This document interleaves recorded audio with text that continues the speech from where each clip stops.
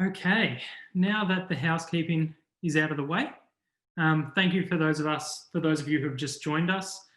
If you missed my first intro, my name is Cameron, so I will be your host for today's webinar. So welcome to our first Monash Sport webinar, Building Resilience Through Wellness. I would like to start by acknowledging the people of the Kulin Nations on whose land we are gathered today. I pay my respects to their elders, past, present, and emerging. Today, we're going to be exploring the correlation between physical and mental health with two esteemed members of the Monash University community. Professor Kim Cornish is a well-renowned leader at Monash University.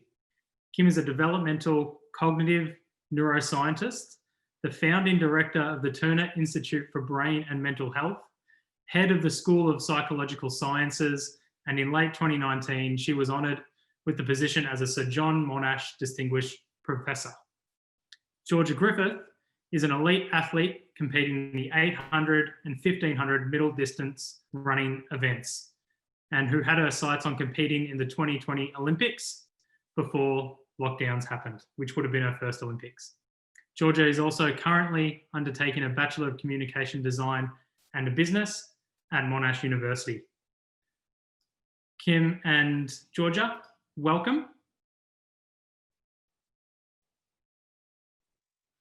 Hi, thank you for that intro, Cam. Hi. No worries. Thank you both for joining us here today. Kim, I'd like to start with you. Can you tell us a little bit about your own personal fitness journey?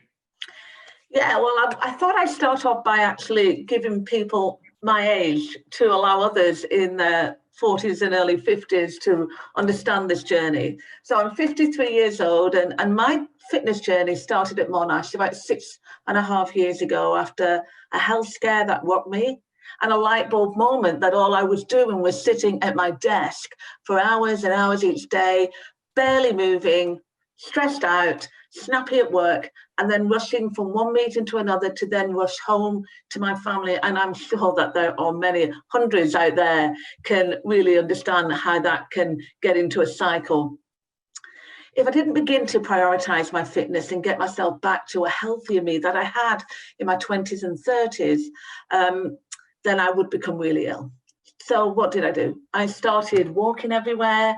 I joined Monash Sport boxing classes, which set off a passion for boxing, the La Mills classes for cardio, and I picked up my first set of weights in the gym. And most recently, at the age of 50, I decided to see if my passion for boxing could be extended into the martial arts, and in particular kickboxing. And I'm proud to say that I've been graded to blue, and it gives me an enormous amount of joy in my life.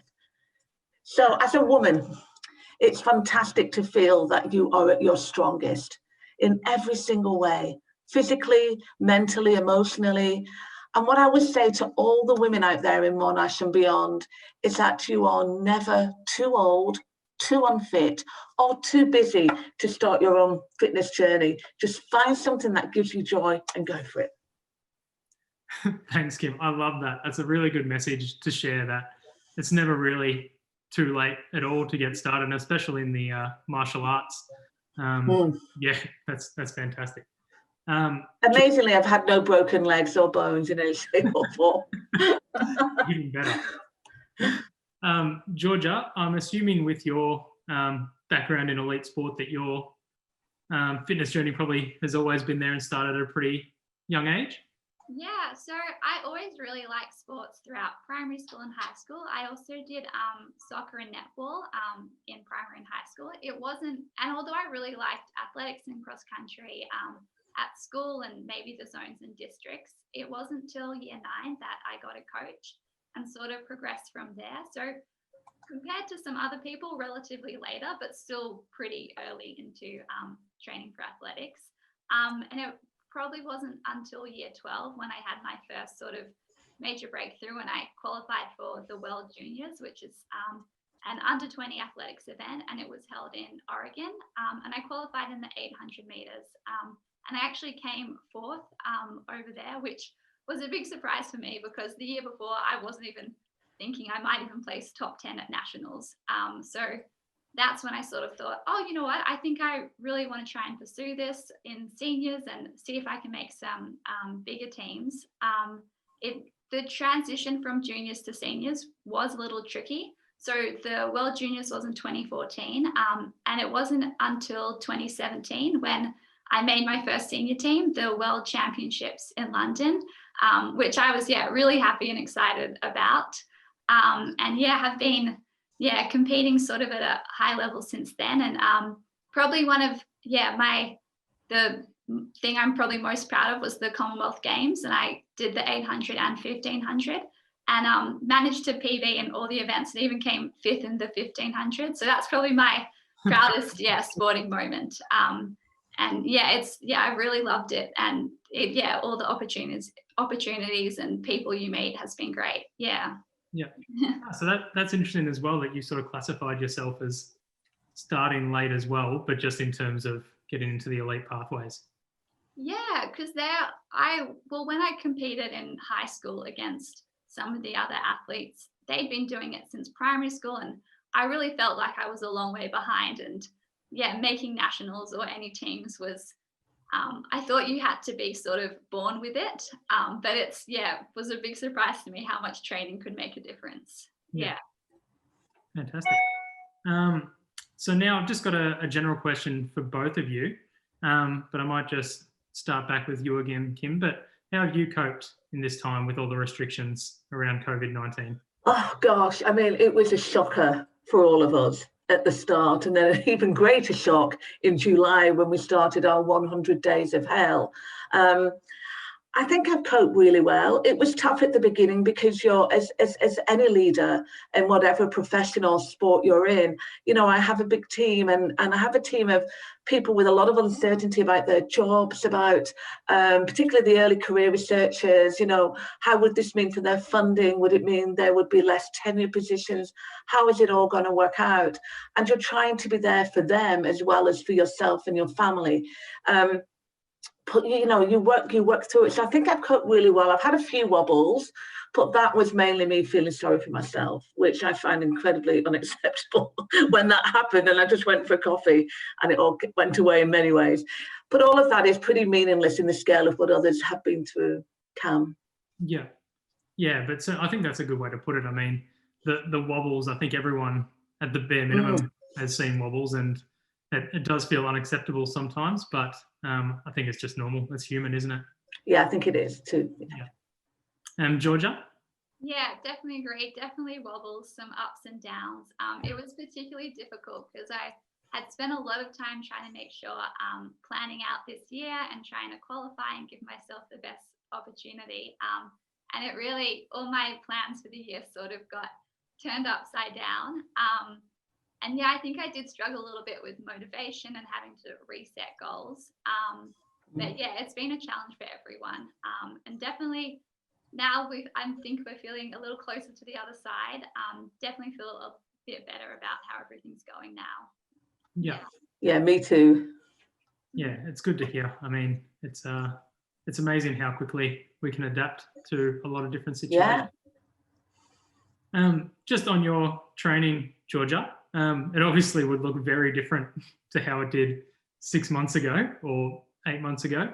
How has that impacted your training and your preparation? So it was a bit funny. Because I had literally spent planned out 6 months because I was going to go overseas and nationals. And it was a little hard when bit by bit when the restrictions were coming in and you're like, oh no, I can't do this. And you were still, the Olympics was still planned to be going ahead. And I was sort of thinking, oh, hang on, how am I going to be able to do this? And that was definitely created a bit of anxiety. It really just it's been tough trying to reshape goals after putting so much energy and effort into trying to make sure this year was perfect. But I think what I've learned from that is just to try and be a bit patient and focus on the things I can control, because otherwise, I definitely was getting really stressed when I was thinking about this is going to happen, or no, what's going to happen here. But Because if I remember the timeline correctly, they didn't cancel or postpone the Olympics until pretty late, Yeah, pretty yeah, close to the date. So you would already have the qualifiers cancelled. yeah. Yeah. So I was actually really happy with how my domestic season was going. It was probably one of my better ones. And it was about 10 days before nationals, which you're pretty much gearing up to that for 3 months in advance and doing all these races, getting closer to peaking. And I was really happy with how I was going, and I was really looking forward to it. And then 10 days before, they cancelled nationals. And that's, if you come first in any events at nationals, you're pretty much guaranteed a spot on the Olympic team. And that was a bit like, hang on, how are we going to qualify for the Olympics? And then when I think a couple of days later, they were, all the international travel was banned, and I had planned to do some training camps overseas and races. That's often when you can run really good times over in Europe or America, because they have packed the fields with fast races and people. I think I was actually more anxious when the Olympics was still planning to be ahead, and I was like, how am I going to be able to qualify? So it was almost a relief in a way when they said it's not going to be this year, it's going to be next year, because it gave me a bit of a chance to breathe and sort of reset and I guess make a new plan. Yeah, for sure. And Kim, how have you managed to keep up with your fitness and keep up with your kickboxing throughout? Yeah. I've learned to be kind to myself on this, and not to expect that I can do 45-minute sessions, 8 or 10 times a week. And instead, I've just let myself go into a routine of 20-minute spurts. And in terms of my kickboxing, I have a personal trainer that I couldn't see for 3 months, but then I can now see her again, and that's wonderful. And obviously we start again next week, hopefully inside.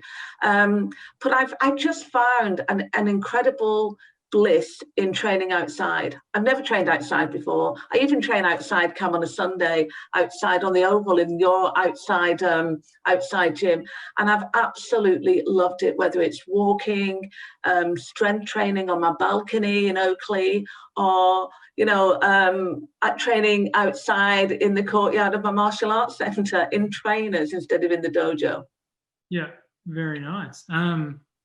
I don't think you tried many of the online offerings, did you? No, we moved just before COVID, so we've moved into a very small apartment, and I can't really do much. Yeah. I can't really do much, but I've what I can do, I tend to just do outside. Yeah. That would have it was an interesting time, because it was sort of right in the middle of winter for that time, which it probably added to the difficulties.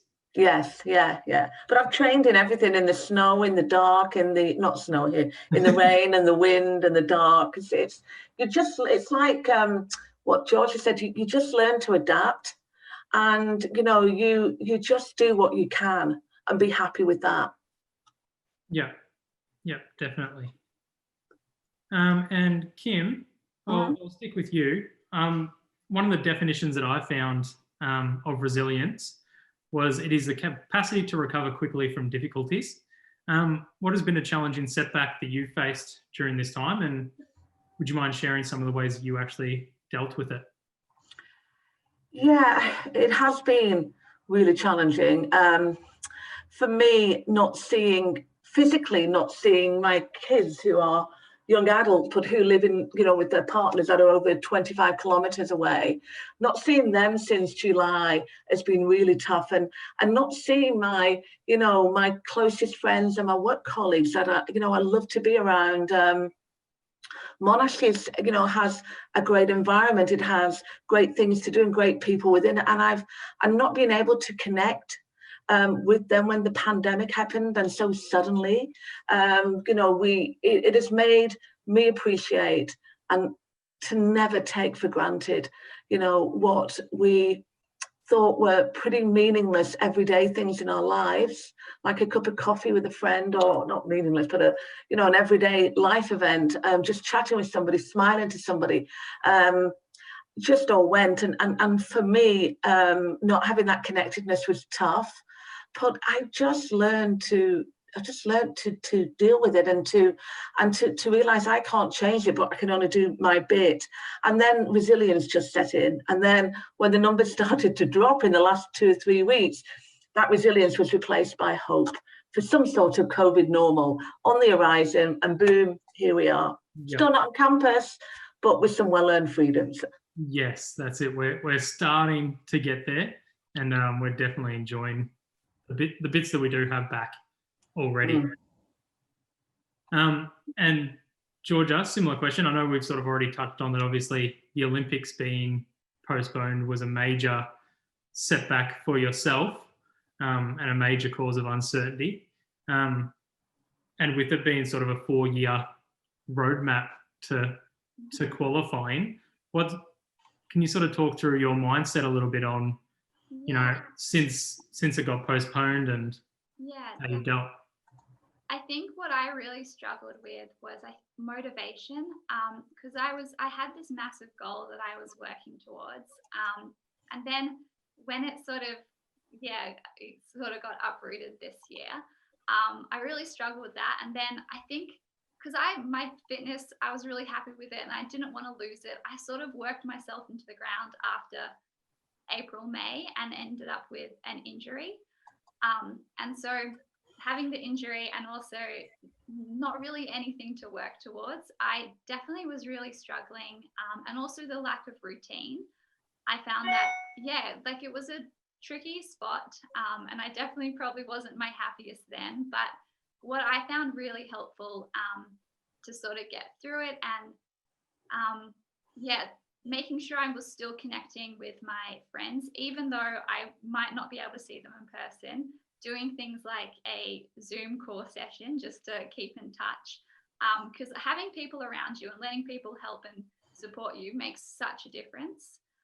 And I also found, because there was a patch when my routine was just up in the air and it was just making me really unmotivated if I left my training session to the end of the day, because I'd spend the whole start of the day just feeling like I was putting it off, and it would put me in a bad headspace. So then I was chatting to my sports psych and a few others, and they suggested making sure I was training first thing in the morning or even just going out for a walk and getting some exercise. And I started doing that. It did take a bit of effort because you really had to, because you have the whole day to yourself. You really have to be strict with that. And I found that really shifted my headspace doing training first thing in the morning, because then I felt productive and was in a much better mood for the rest of the day.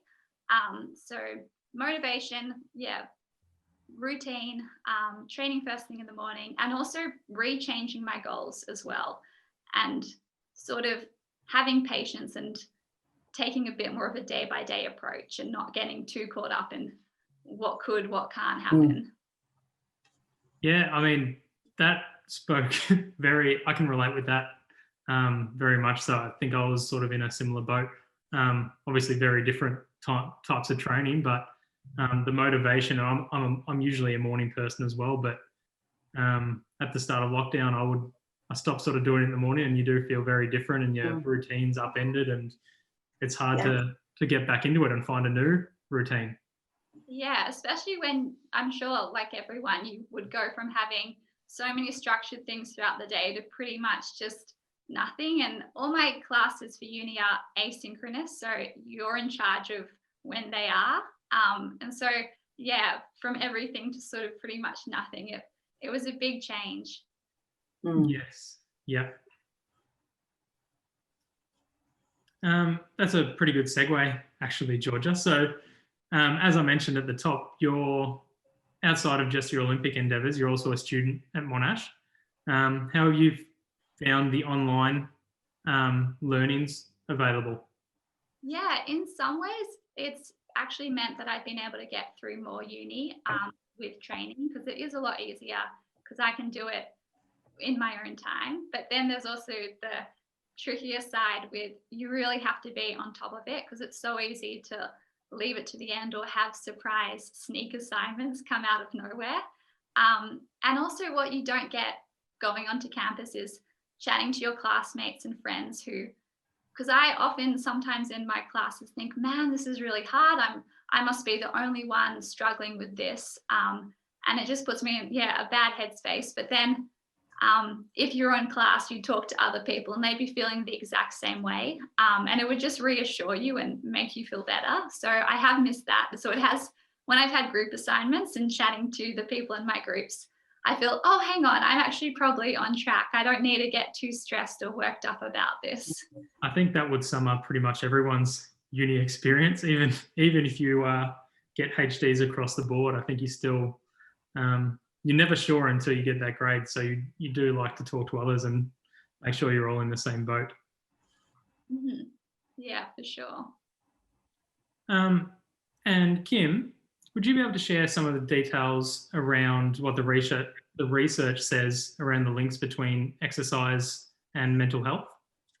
Yeah, there's a growing body now of really clear evidence showing this relationship, a really positive, relationship between exercise and its link to mental health. A recent, what's called a meta-review of the roles of exercise, diet and sleep in maintaining good mental health was published in September this year from a very large group of international experts. And the findings showed convincingly that exercise, particularly aerobic activity, can play a significant role in preventing and treating poor mental health, especially depression, anxiety and stress. So evidence as well is building up for resistance training, but it now gives us that really strong evidence base. We always assume that maybe it was good. You felt better after you'd gone to the gym, or you felt better after you'd had a run. But now with this type of solid evidence base, there's a reason to exercise that's so good for you that you may never have thought if what you wanted to do was exercise to lose weight or to get a better heart rate, but the added additional benefit is better mental health as well. It's just a win-win. Yeah, absolutely. And is that relatively new sort of research that's come out? No, this is the review in September this year, looked at all of the studies around the world, well, many of them around the world, to come to this conclusion. But we've known for rapidly over the last 5 years the absolute benefits in terms of not just the benefits of exercise to mental health, but then how that can actually help change your brains as well. So you become more focused, more attentive, less stressed, and it's great that we're now getting evidence scientific evidence to show that is the case. Yeah, and just following on from that, I'm aware that you've sort of taken part in some studies with Monash staff and students as well. Yeah, and I believe these results are still sort of being analysed at the moment, but is there anything you can sort of share? It kind of follows on a bit from what Georgia was saying as well. We early in the pandemic, we saw the need at the Turner Institute, where I'm based, to establish this comprehensive long-term study into how our students' welfare was throughout COVID-19. Now, when we first started this in May, we imagined just the one time we would be doing this, because then we'd be out of it. And so the Thrive at Home study was born, and we wanted to provide a roadmap for recovery and resilience for students when they came back to campus, thinking it would be about June time at that point. So the data has actually now produced 4 time waves, because we're still in it and we're analysing it now. The results, particularly for students, point to a new and somewhat surprising picture of how our student body has fared through this unprecedented disruption to their learning. Specifically, some of the core insights is we looked at how our students were experiencing and navigating their studies under the 4 stages of lockdown. We started off with more than 1,100 students in May, which was wave 1. At that time, Victoria had been declared a state of emergency, and the 5th wave, which will be in December, hopefully will be in COVID normal or very near to. We looked at our students' mental health, their finances, their academic performance, their living arrangements, and their emotional and physical well-being. So how did they do through all this uncertainty and disruption? And the short answer is surprisingly well. As well as could be expected, and perhaps a little better. A number of our findings were unsurprising, higher than expected levels for this time of year of of concern about their future, concern about how Australia and the world would look after the pandemic. But in terms of levels of psychological distress, such as anxiety, depression, fatigue, and sleep quality and social isolation, they were not particularly elevated, which was really good news, and nor did they accelerate as we went into more restrictions. In total, our students are pretty resilient. You know, they reported that their physical health was good to better, and almost all students were able to maintain contact with their families and friends and do some physical activities. And we hope to be able to present those more visually and to all students in the next coming 2 to 3 months. And as well, we also realised that we needed to look after our staff as well. So we did a Thrive at Home for staff in September this year, and we explored the concerns that many had already vocalised about the impacts of COVID-19 on their life and their mental health and well-being. We had over 2,200 respondents, with over half working from home and caring for children or other family members. And our results showed that staff were stressed about disconnection from family, like myself, long-term job security and the loss of freedoms and opportunities. Surprisingly, though, there was a higher than expected occurrence of what we call cognitive health issues, which was that brain fuzziness, forgetting, a lack of focus, and an elevated psychological distress such as worry. But sleep was good. So overall, what I would say, and we plan to do another Thrive at Home for staff in December, and we want to follow this very unique data from our students, from our staff, for the next 3 to 5 years. So we want it to be this roadmap that can help us determine what resources are needed, what interventions are needed, when we need to give them, and really lead this with staff and students. So we're doing what we know they want us to do. Yeah, that's really interesting. I know, like, a few of the things that stood out there for me were, you know, the from the staff survey, the terms of the sort of the unmotivation, the cognitive troubles in terms of fuzziness. It's similar from our out of routine, you know, lack of motivation in physical exercise, but just from a professional standpoint. But also the fact that students seem to have a pretty high level of resilience as it is. And I think once they had gone through the first of the lockdowns, which was a shocker for all of us, they just got on with it. Students reported that they were looking forward to semester 2. They weren't panicking over their grades. A little bit like Georgia said, students got on with it, and we didn't see this elevation of psychological or mental health problems that we had expected. Instead, we saw them slightly elevated at the beginning, and they've remained like that, but they've not escalated up. I think the familiarity with technology and working out Zoom and other apps like House Party probably helped that as well. Having grown up with things of that nature anyway. Well, I certainly know more about Zoom than I will ever know or want to know in my life. I don't know anything about House Party. I think everyone appreciates the usefulness of Zoom, and it's been very handy, but I also would assume that we've all got a lot of Zoom fatigue at the moment, and looking forward to a little bit more face-to-face. Yeah, definitely. And just similar sort of topic, can I ask when those results are sort of planned to be released? Yes, you can. We've had quite a lot of publicity. For example, in the Times Higher Education today, there was a piece in our students on those findings. We have the findings and our recommendations endorsed now by the Vice-Chancellor's group for staff and students. Our plan is to work with the student leaders to build a strategy of intervention and a roadmap going forward, and we're meeting with them. We've met with them and meeting with them again. We hope for strategies to be in place rapidly in early 2021, and same for staff as well, to really harness all of the beautiful strength of Monash. You know, we've got expertise in so many ways, in so many different things, and to see everything come together, like nutrition, sport, mental health, cognitive health, experts across all those domains, experts in environmental health in the workplace come together to see how we can swiftly bring forward a roadmap of resources and interventions is something that we will see happening early next year, without a doubt.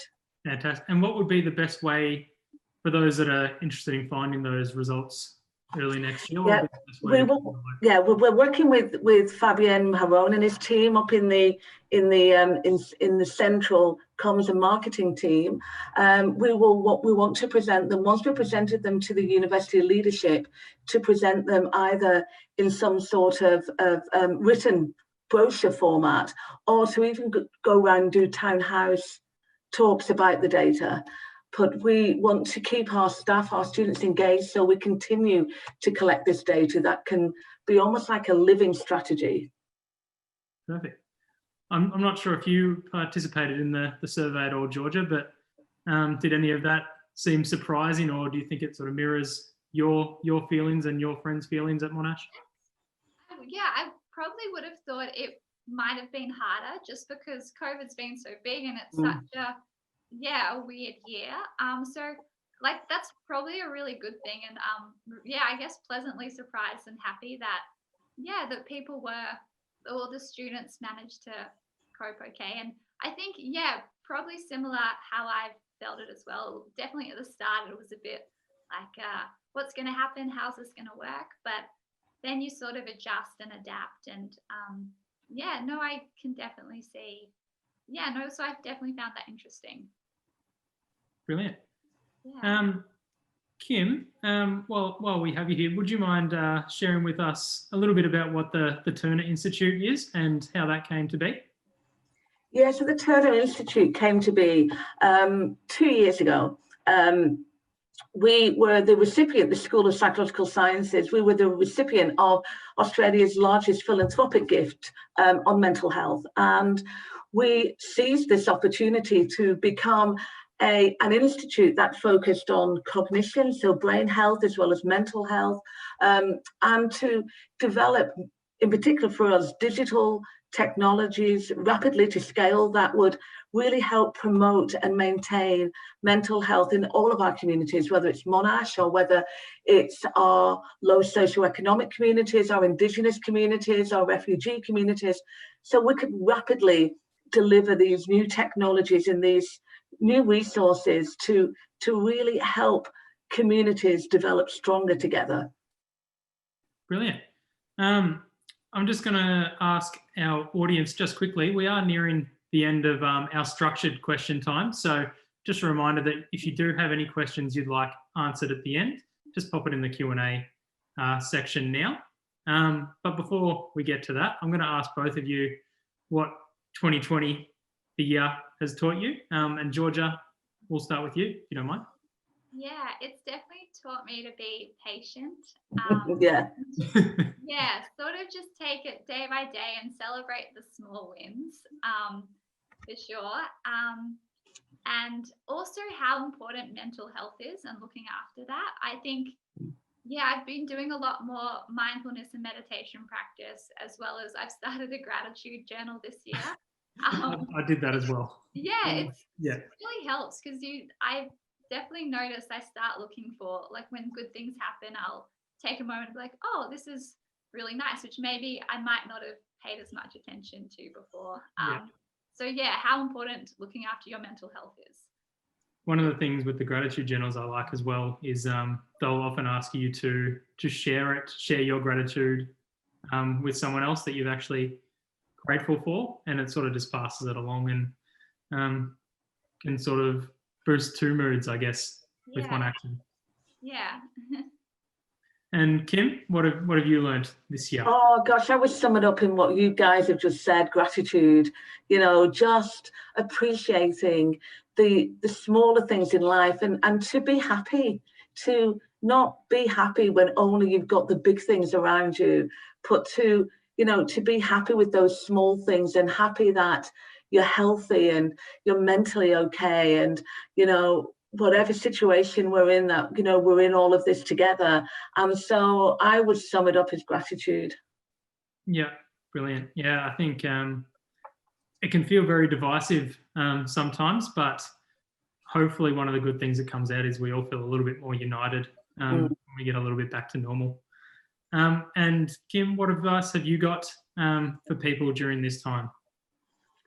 Oh gosh, my advice is to be hopeful for the future, and to believe we will get back to some normality. We will see our friends again. We will see our families again. We will do many of the things that we could do just a few months ago. But I'd like to end with a real plea for people to seek help. If you need it, don't be embarrassed to talk to friends and family. But also remember as well that Monash has great professional services. It's got Monash counselling. It's got the employer assistance program. If you do feel you need to talk to somebody, then go and talk to somebody and feel better, and to look forward to Christmas. Perfect. That's certainly been the little carrot dangling in front of myself that's kept me going as well. Hopefully a COVID normal Christmas. Similarly, Georgia, what advice would you have for aspiring young athletes? Yeah, so actually pretty similar to what Kim mentioned. Even though athletics is an individual sport, there are so many people who want to help you that I actually probably should have started asking for help a bit earlier in my career, because use your friends, your coach, the support services. I see a sports psychologist, a dietitian, a plethora of people, and they all have great knowledge and expertise, and really use people and ask help, lean on others. It's so helpful. I think that relates to even those of us that aren't in the elite sport pathway. I know, Kim, when we spoke earlier, you've spoken about your own kickboxing martial arts community, and that's very much an individual sport, but the community is still a big part of. It's a huge part of not just, the kickboxing community, the martial arts community that I go to, I love to bits, and I've missed them so much.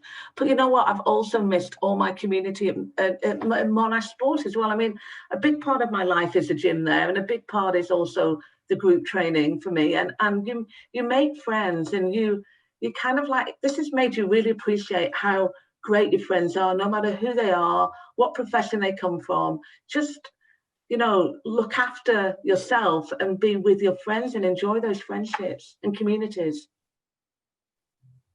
Brilliant. So now that we've gone through all of those, that's sort of all the structured questions that I had prepared. We do have a few viewer participant questions that have been sent in that I'm just going to get to now.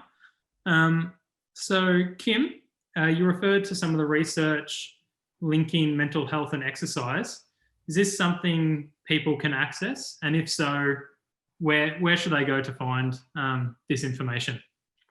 Yeah, there's going to be websites everywhere on this, because there's such a plethora of scientific research on it. So you could Google and have a look at some of the scientific Google sites. That may lead you to some of the more research libraries. For those academics or those very interested in knowing exactly where you can link into, I would go into PubMed and type in exercise and mental health, and you will get the hundreds of studies that are now out there. But have a good look at good websites, across, the Australian Psychological Society will have websites that talk about exercise, and it's linked to mental health and other aspects. So go and proactively look for them. Yeah. We've also got another question that's sort of directed to all three of us, actually. I wasn't expected to receive any myself, but that's all right. Any tips to staying motivated on your health and fitness journey? I guess for me, we sort of now do know that exercise is great for our mental health, and we all enjoy it, but I would like for me, I'd like to understand better the practical motivations to help get started on a healthier journey. I work with clients who also know it's a good idea, and yet week on week, no changes are made. So do you guys have any tips? Yeah, I do actually. I'm sure Georgia does too, but it's you need your mindset. You need to have a mindset that says, I'm going to change how I am. not just how I look physically. We can all do that, but having motivation means having that mindset that says, I'm going to take this challenge on, and I'm going to do it no matter how painful it makes me feel while I'm doing it, no matter how hard it is for me to not go home and have a glass of wine and go and do this instead, and do it consistently, and not make excuses for yourself. That mindset needs to be in there. And once you do that, you'll miss it when you're not doing it, because you don't feel as good physically or mentally. You don't feel like your body's as strong as it could be. To me, it's consistency and a real desire to make a change and to work through that. And Georgia? Yeah, so I've got 2 tips. One of them, so I like to write out my day and schedule in, like if you have something that maybe you're not that excited about or you need to do, I like to schedule it in and make a time for it. And that way, if you get too busy, you can't be like, oh, I've run out of time, because it's already scheduled in. And another thing I would say is, don't feel like you have to start with really big goals. Make your goals so small, break them down. Like if you can maybe even just start with, oh, I want to do 5 push-ups a day. And once you do that, you'll feel really good, as opposed to, I've done this before, I set really big goals and then I don't tick them off in the day and I'll end up feeling worse. So it's, just that achieving something, no matter how small, really makes a huge difference mentally, and you can just build up from there. Yeah. And I think that's it's clearly a very important topic, because a lot of the questions we're sort of getting in are very similar in regards to how to motivate yourself. But I think a really important thing to remember is you don't need to be fit to start exercising and start joining a sporting club or an exercise group or a gym. If you're a beginner, that's where you should start, and you just need to find something that you enjoy, because that's what it's about. Or too old. It's a perception can be that the gyms, or martial arts in particular, are for young males who, and that's what they are there for, and that can halt you lifting that first weight or going in that first white belt. It's so important that people don't determine age as a factor as to why they can't do an exercise or a fitness regime they think they might like. Yeah, perfect. And Kim, I've just got another one for you. So this is, again, another research question, but do you know if there's any empirical evidence that there is a particular form of exercise that has proven relatively more effective in improving mental health? Yeah, aerobic exercise. I can't give you the specifics on the part of that review that I talked about. Aerobic exercise, if you just, again, link into any of the networks and just say aerobic exercise and mental health, it comes up as the one with the most studies performed on it, and with an emerging evidence link for strength training. So that for those who are unaware with aerobic, that would be very cardio based, anything sort of high tempo sort of exercise. It gets you puffing. Anything in sort of Georgia's wheelhouse, really, the running. And Georgia, so we've got a question for you now as well. So you've mentioned that you had a sport psychologist earlier in the webinar. What is your relationship like, and how do they support you? So I probably started seeing, it wasn't until the end of last year, and I really wish I had seen him a bit more regularly, because I didn't actually think I needed a sports psychologist, because I thought, oh, it's just racing. A lot of the sports psychology focuses on anxiety around races and nerves and trying to perform the best. And it wasn't until I started going a bit more regularly. So at the moment, I probably will catch up with him once every 2-3 weeks. And I was just really amazed at how helpful it was, because it wasn't something I thought I really needed. But you might surprise yourself. I cannot recommend sports psychologists or even just psychologists enough.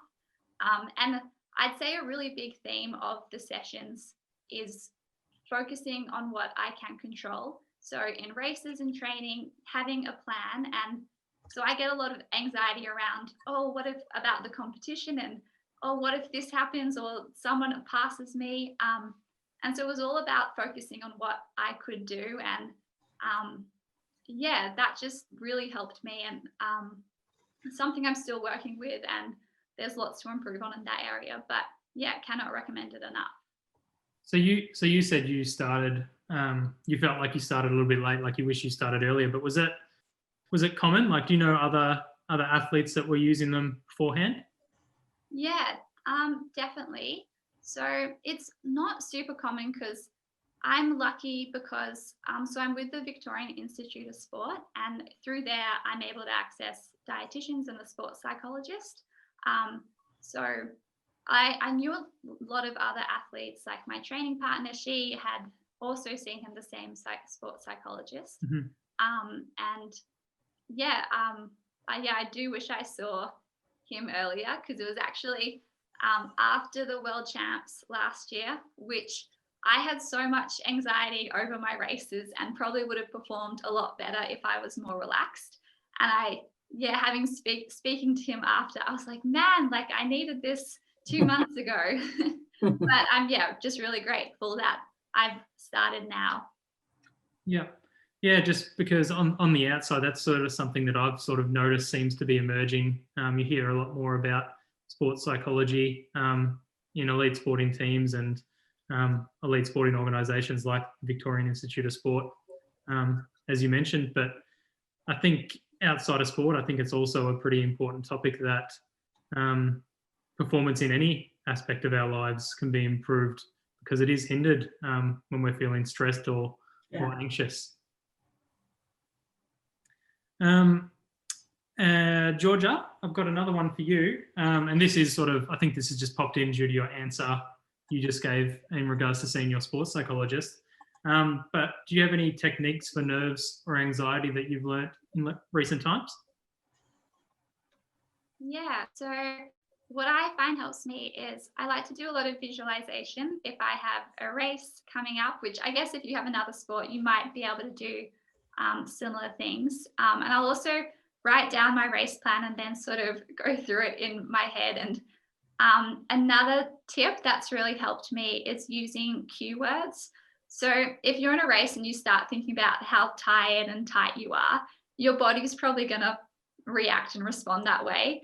I'm sure like your body I know my body is tired when I'm racing, but when I focus on words like, so I might use the word like light or efficient, they really, and I do 1500 meters, and say when I get to 800 meters, I'll say, okay, I'm going to think about being light and efficient then. And it's just a way to break up the race and also get me re-energized and focusing on, something, I feel like it makes my body feel more relaxed and in control. So yeah, cue words, another technique that really helps. Perfect. I'm going to open this question up to both of you, and we'll start with you, Kim. But any advice on how to build resilience? Oh gosh. Sorry to put you on the spot. Yeah, resilience to me, resilience means different things to different people, doesn't it? Yeah. But for me, it's having the right, and I've mentioned this earlier, it's having the right mindset. So it's having that positive, that positiveness that gets you through days and gives you things to look forward to, and gets you into a place where you can work efficiently and you can work to the best that you can be. Things like, for me, building resilience has come through exercise, obviously. It's also come through taking care of myself, what I like to do for me, through eating as well as I can, through also having a nice glass of wine that I love in an evening, through just moving and trying to be positive and trying to, to like people around me and be that person that comes in each day for work with a smile on their face. And I think the more I do behaviours like that, the more I feel resilient. Yeah, perfect. Georgia, anything you'd like to add there? Yeah, definitely agree with Kim. And I think just focus on what you can control the controllables. If something doesn't go your way or you get a bit anxious about something, acknowledge it and then I guess move on.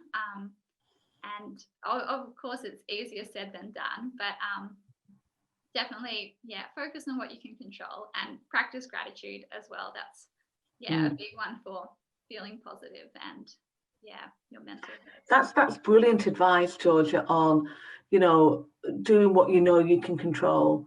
Because once you start to think of what could go wrong, how often it can go wrong, you just defeated yourself. So you're back to square one. I love that. I love that idea of making it that you can do what you can control. It's great. Yeah, because there's so many things that we can't control. So if we worried about all of them, we wouldn't have time for anything else. No. Okay, well, I think we're actually going to wrap it up there. So I'd like to extend a massive thank you to Kim and Georgia for giving us your time this afternoon. I think this is a really important topic, and your insights have hopefully helped people a bit and help them learn how they can boost their own wellbeing and resilience. I know I personally have taken something out of it. But that just about does it. Thank you very much, Kim and Georgia. Thank you. Thank you. It's been great. Thanks, Cam. Brilliant. Nice to meet you, Georgia. You too, Kim. Thanks very much, guys. All right. Thanks. We'll speak to Bye-bye. you soon, and we'll see you next time.